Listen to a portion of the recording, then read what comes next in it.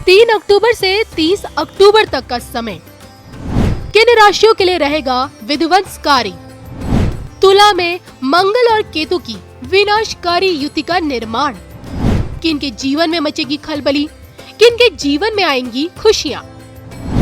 मंगल का प्रभाव और केतु की मायावी शक्तियां किन राशि पर डालेगी कैसा असर? देखिए सिर्फ धर्म ज्ञान पर। नमस्कार, धर्म ज्ञान के दर्शकों का स्वागत है। मैं हूं आपके साथ कविता राणा और मेरे साथ मौजूद है एक बार फिर से आचार्य मयंक शर्मा जी। मयंक जी, सबसे पहले तो आपका स्वागत है। धन्यवाद कविता जी, सभी दर्शकों को सादर नमस्कार। ग्रह गोचर की दुनिया से आज हम आप लोगों के लिए लेकर आए हैं एक ऐसी विनाशकारी युति जिसके चलते 12 की 12 राशियों पर बहुत ही नकारात्मक प्रभाव पड़ सकता है। हम बात कर रहे हैं केतु और मंगल की युति। आपको बता दो कि तुला राशि में पहले से ही मायावी केतु बैठे हुए हैं जो कि 30 अक्टूबर के बाद ही तुला से बाहर निकलेंगे, यानी कि तुला राशि से बाहर निकलेंगे। वहीं दूसरी तरफ अब मंगल का गोचर हो रहा है। मंगल कन्या राशि से तुला में प्रवेश कर जाएंगे और शुक्र के घर में जब मंगल और केतु एक साथ आ जाएंगे तो इन दो ग्रहों की युति से विध्वंसक योग का निर्माण हो सकता है, क्योंकि ये दोनों ही ग्रह अपने अपने स्वभाव से एक दूसरे के विपरीत हैं। क्योंकि एक अगर मायावी माना गया है तो दूसरी तरफ दूसरे यानी कि मंगल को ग्रहों का सेनापति कहा जाता है। और ऐसे में जब तक ये युति रहेगी, यानी कि 3 अक्टूबर से लेकर 30 अक्टूबर तक का जो समय है 12 की 12 राशियों के लिए कैसा रहेगा, किन किन राशियों को इस दौरान सबसे ज़्यादा सतर्क रहने की ज़रूरत पड़ेगी और क्यों, जानेंगे मयंक जी से। तो मयंक जी, सबसे पहले इस विध्वंसक युति के बारे में समझना चाहूँगी। देखिए, ज्योतिष में जैसे कुछ अशुभ योग होते हैं उनमें से एक मंगल और केतु का योग भी होता है, जिसको विस्फोटक योग कहें या विध्वंसकारी योग कहें, या कहते हैं कि खतरनाक योग माना जाता है, अशुभ योग। और मंगल जो ऊर्जा साहस का कारक है, युद्ध का कारक माना जाता है, रक्त का कारक है और वीरता साहस का कारक है। इसके साथ जब केतु बैठता है तो इसकी पावर को और बल देता है। यानी कि मंगल और केतु जब एक साथ बैठते हैं तो उनकी पावर जो है वो 4 गुनी बढ़ जाती है। मंगल की शक्ति बढ़ गई है। अब ये अगर शुभ योग में बनता है, शुभ ग्रहों में बनता है तो कहीं ना कहीं ये पॉजिटिव भी रहती है, और अगर ये अशुभ राशि में बनता है, शत्रु राशि में योग बनता है तो बहुत सी परेशानियां रहती है। अब देखिए, शुक्र की राशि में, तुला राशि में मंगल और केतु एक साथ बैठेंगे तो दोनों शत्रु ग्रह तुला राशि में बैठ गए हैं, और दोनों ग्रह जब एक साथ बैठेंगे तो बड़ा उतार चढ़ाव रहेगा कुछ राशियों के जीवन में। कुछ राशियों को ये शुभ फल भी देंगे, लेकिन कहते हैं कि अधिकतर मंगल और केतु की युति को ज्योतिष में शुभ नहीं माना जाता। जिस तरीके से राहु मंगल का अंगारक दोष होता है, उसी तरीके से अगर केतु मंगल की युति हो जाए तो ये भी ज्योतिष में शुभ नहीं मानी गई है। कहीं ना कहीं रोग चोट दुर्घटना की आशंका रहती है, क्योंकि मंगल केतु एक साथ बैठकर दुर्घटना, एक्सीडेंट, ऑपरेशन, सर्जरी या इस तरह के हालात बना देते हैं। तो कुछ राशियों पर थोड़ी सी समस्या बढ़ेगी, उनको कुछ सावधानी रखनी होगी, ये भी बताएंगे।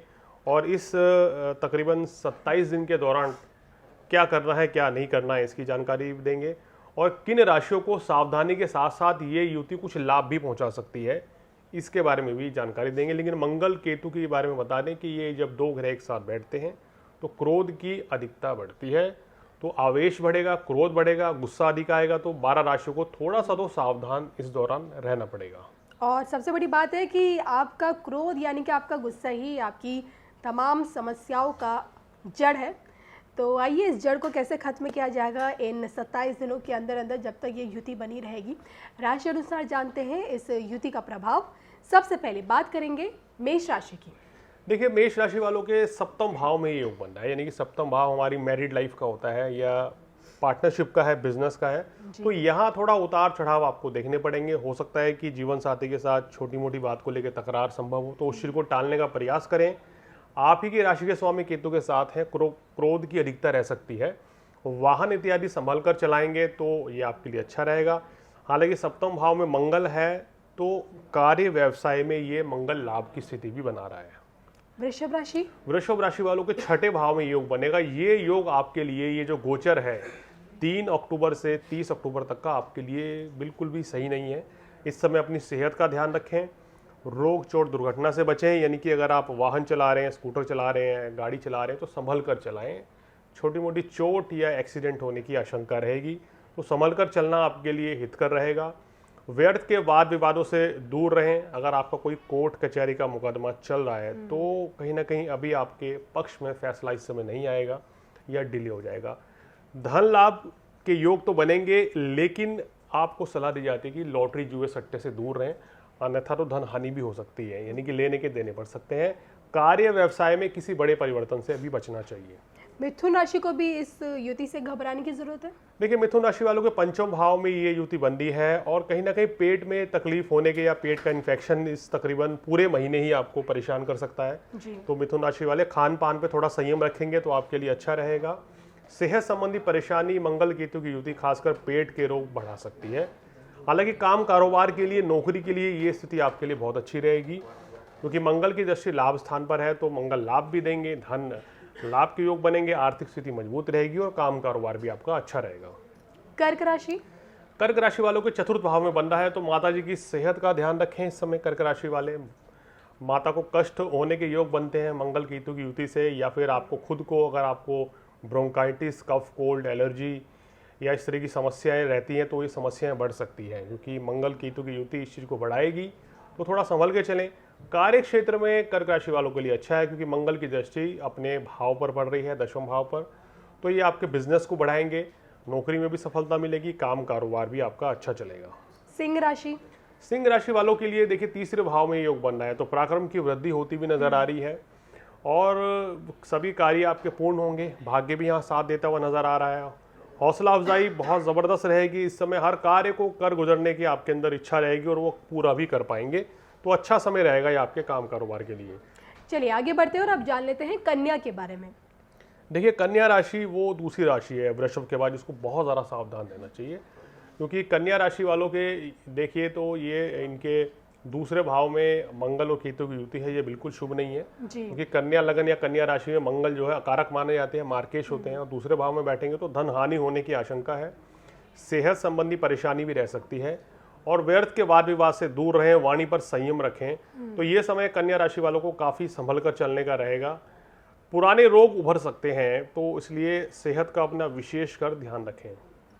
तुला के लिए कैसा रहेगा? क्योंकि देखिए इतनी बड़ी युति, विध्वंसकारी युति तुला में ही बन रही है, तो इनके लिए 30 अक्टूबर तक का समय मयंक जी। देखिए, तुला राशि वालों के लिए ये समय भाग दौड़ का काफ़ी रहेगा, क्योंकि लगन में मंगल केतु है तो कार्य के चलते, व्यवसाय के चलते आपको यात्रा काफ़ी करनी पड़ेगी और इस यात्रा के दौरान सेहत संबंधी परेशानियां या हम कह सकें एसिडिटी बढ़ना या पेट के रोग आपको परेशान कर सकते हैं। अगर आपको इस तरह की दिक्कतें हैं और आपकी कुंडली में भी लगन में मंगल बैठा है और आपका तुला लगन है या तुला राशि, तो आपको यहाँ ज़्यादा सावधान रहना पड़ेगा।